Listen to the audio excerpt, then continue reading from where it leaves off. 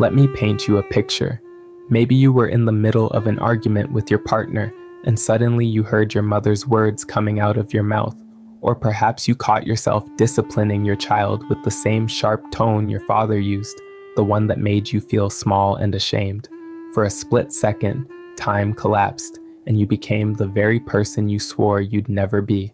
Now that feeling, that cold, sinking recognition, is one of the most disturbing experiences a person can have. It's not just fear. It's a betrayal of everything you've worked to build, every promise you made to yourself in childhood, when you whispered and said to yourself, "I'll never be like them." The psychology of people who are afraid of becoming their parents runs deeper than simple rebellion or generational conflict.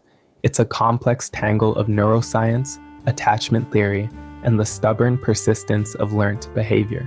And for those who carry this fear, it colors every relationship, every decision, every moment of self-reflection with a particular shade of anxiety that never quite goes away. People who fear becoming their parents often describe it as living with a ghost. The ghost doesn't haunt houses, it haunts gestures, vocal inflections, relationship patterns. It appears in the way they organize their kitchen cabinets, in their reactions to stress, in the things that make them irrationally angry. Research in behavioral genetics suggests that about 40 to 50% of personality traits are heritable, but what troubles these individuals isn't just genetics. It's the learned behaviors, the emotional blueprints that got downloaded into their psychological operating system before they even knew they had one. Developmental psychologists have extensively studied what they call intergenerational transmission of behavior. This is the academic term for something much more visceral. The way your father's anxiety becomes your anxiety, the way your mother's relationship with food shapes yours, the way patterns of anger, silence, or emotional unavailability move through families like a virus passing from host to host. The people who fear this transmission most acutely are often those who grew up in homes where dysfunction was the baseline. They watched their parents' marriages crumble, witnessed addiction, experienced neglect or abuse, or simply absorbed the subtle toxicity of chronic unhappiness. They took mental notes: never drink like that, never yell like that, never make someone feel as small as I felt. These notes became their identity, their moral compass, their reason for being different. But here's what makes the fear so insidious. The very act of trying desperately not to be like your parents can create its own psychological prison. Clinical psychologists call this reaction formation, when you swing so far in the opposite direction that you create new problems while trying to avoid old ones. The child of an overbearing parent becomes so permissive they can't set boundaries. The child of an emotionally distant father becomes so desperate for connection they suffocate their relationships. The child of a controlling mother becomes so committed to freedom that they can't commit to anything at all. The fear of becoming your parents doesn't exist in isolation. It's built on a foundation of complex psychological architecture. At its base is what attachment researchers call your internal working model, the unconscious blueprint of how relationships work that forms in your first few years of life. This model, shaped primarily by your caregivers, becomes the lens through which you view all future relationships. John Bowlby, the British psychiatrist who pioneered attachment theory, discovered something both fascinating and disturbing. Children with inconsistent or harmful caregiving don't simply reject that model when they grow up. Instead, they often unconsciously recreate it, even while consciously fighting against it. This is why therapists hear the same story over and over. I swore I'd never marry someone like my father, but here I am, 20 years into a relationship that feels exactly like my parents' marriage. The neuroscience behind this is equally compelling. Research using brain imaging has shown that the neural pathways formed in childhood, particularly around stress response, emotional regulation, and interpersonal dynamics, become deeply grooved, like tire tracks in mud that hardens into stone. These pathways are efficient, they're fast. When you're triggered, Your brain doesn't stop to consider better options. It runs the program it knows best, the one it learned first, even if that program is destructive. For people afraid of becoming their parents, this creates a constant state of vigilance. They become hyper-aware of their own behavior, monitoring themselves for signs of infection. Did I just criticize my partner the way my mother criticized my father? Am I withdrawing emotionally like my dad did? This hypervigilance itself becomes exhausting, creating what psychologists call ego depletion, a state where your mental resources are so consumed by self-monitoring that you have less capacity for actual growth or change. You might think that being aware of your parents' mistakes would be enough to avoid them. This is the cruel paradox that haunts people who fear their inheritance. Awareness doesn't equal immunity. In fact, sometimes awareness makes things worse. Research in psychology has repeatedly shown that trying to suppress certain thoughts or behaviors often leads to a rebound effect. It's like telling someone not to think about a white bear. Suddenly, white bears are everywhere. When you're constantly vigilant about not becoming your parent, you become hyper-attuned to every similarity, every echo. And the more you notice these echoes, the more powerful they seem, the more inevitable your transformation appears. This is compounded by what therapists call the observer effect. When you're constantly watching yourself for signs of becoming your parents, you're not fully present in your actual life. You're living one step removed, always analyzing, always afraid. This divided attention can actually impair your ability to respond authentically to situations, forcing you to rely more heavily on, ironically, those deeply grooved neural pathways formed in childhood. People who carry this fear often describe feeling like they're constantly performing. They're not just being a partner, a parent, a friend. They're being someone who is definitively not their parents. This performance requires tremendous energy and prevents the kind of authentic, vulnerable connection that actually leads to different relationship patterns. There's a particular kind of grief that comes with recognizing your parents' flaws.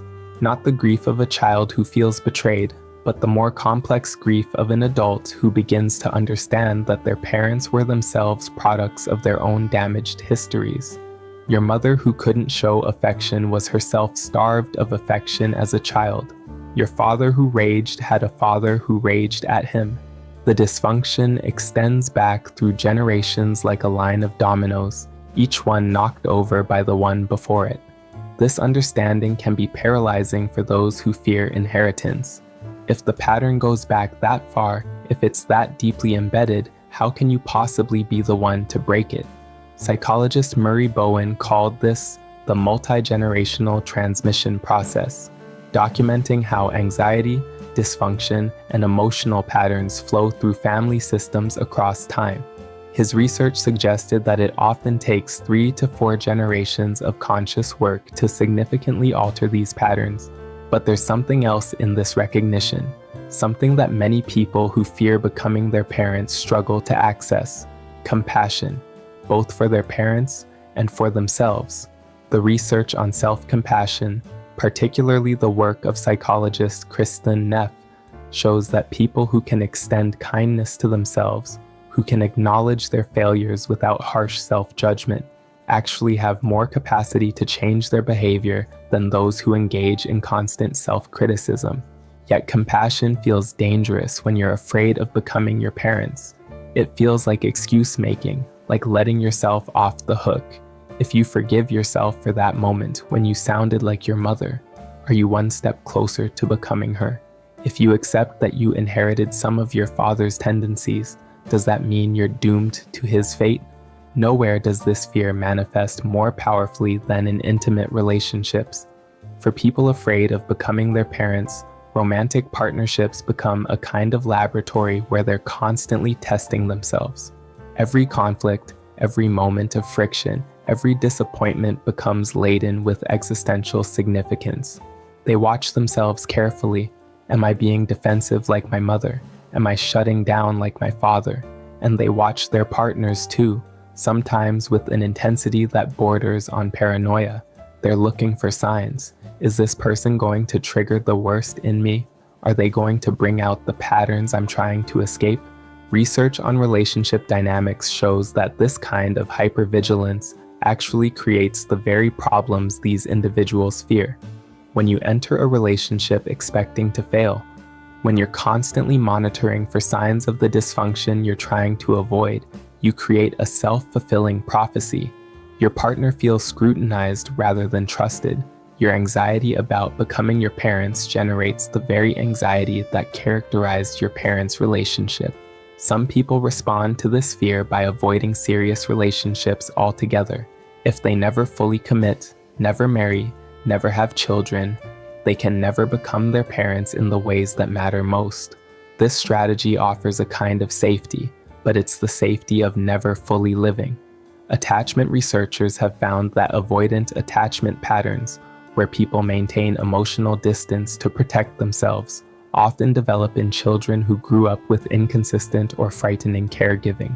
The child who feared their parents' unpredictability becomes the adult who fears their own.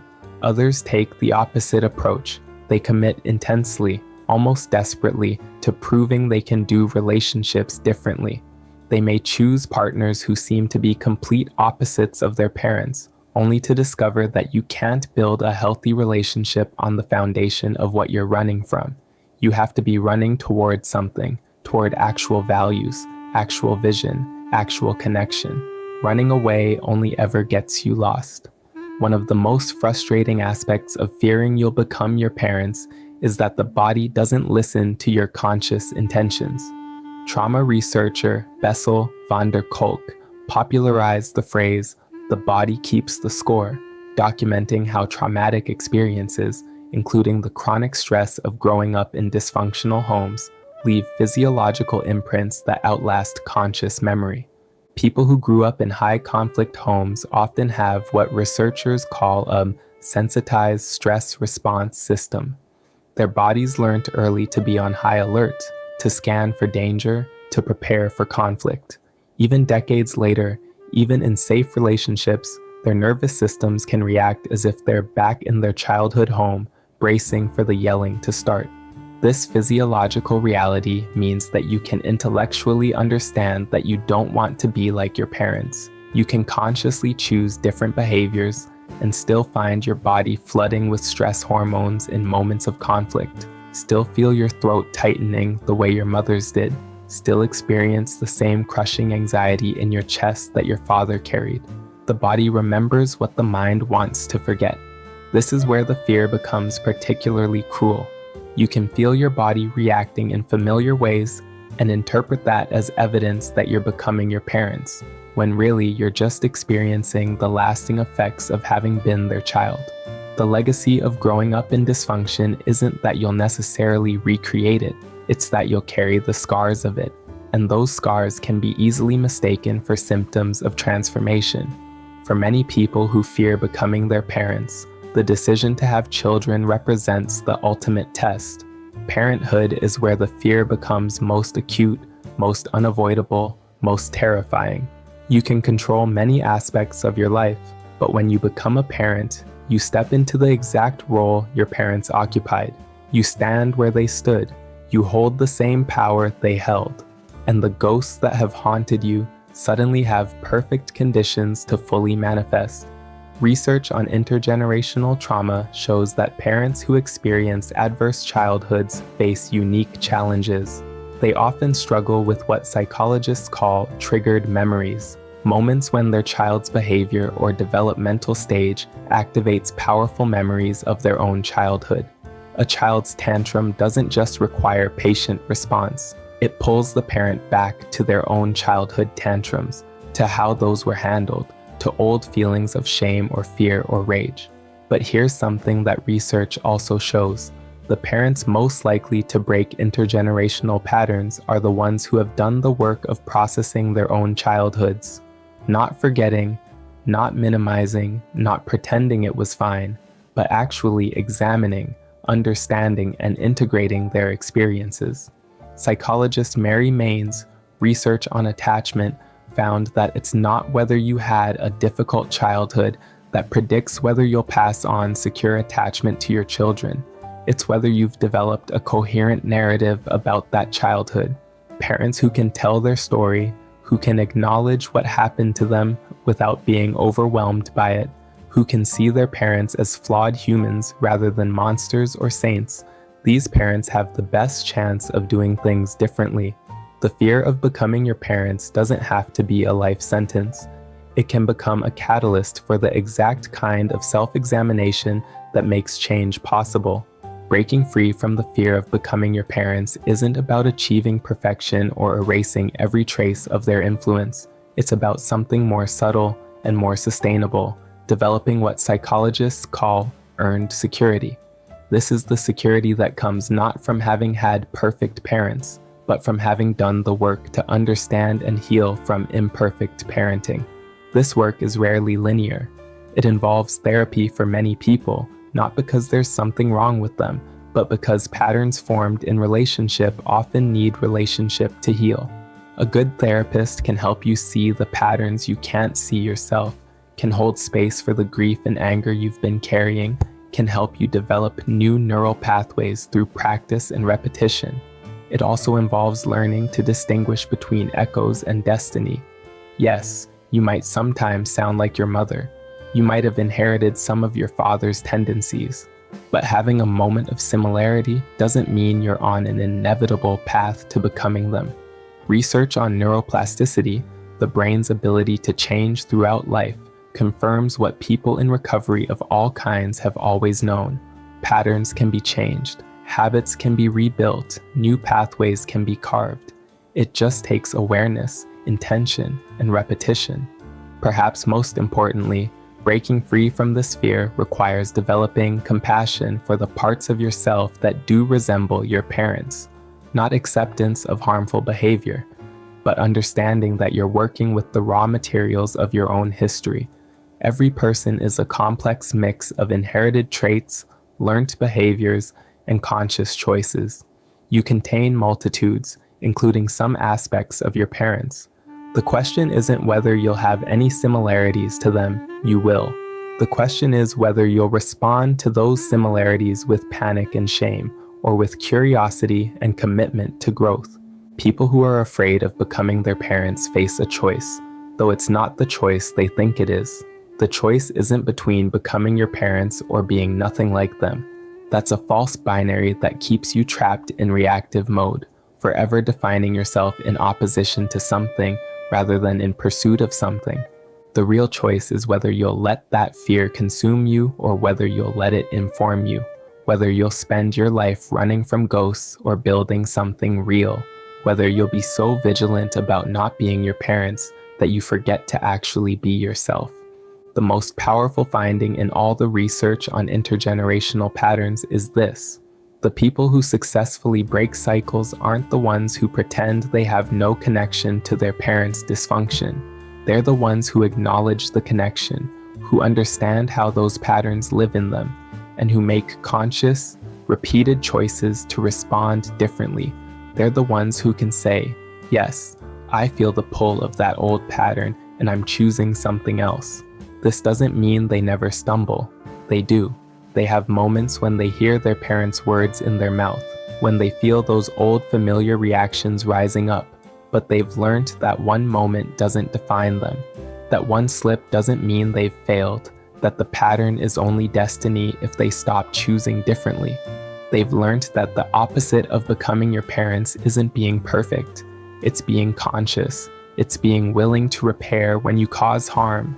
It's being able to acknowledge your own imperfections without seeing them as proof of inevitable doom. It's building relationships where honesty and vulnerability are possible, where you can say, I'm afraid I'm repeating old patterns, and have someone who can help you see clearly whether you are or aren't.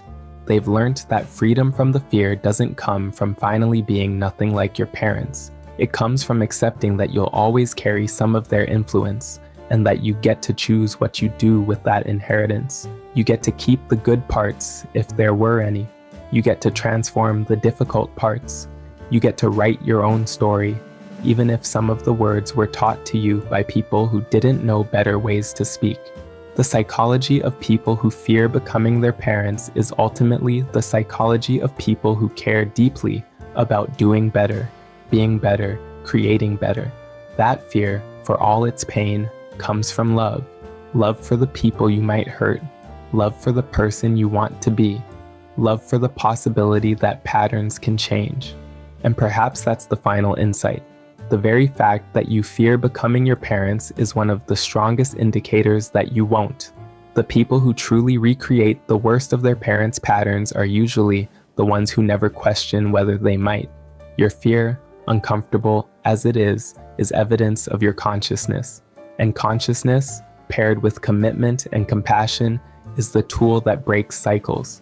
You are not your parents. You are not destined to be your parents. You are yourself, imperfect, still growing, still learning, carrying history, but not enslaved by it. And that's exactly enough to make different choices, build different patterns, and create a different legacy.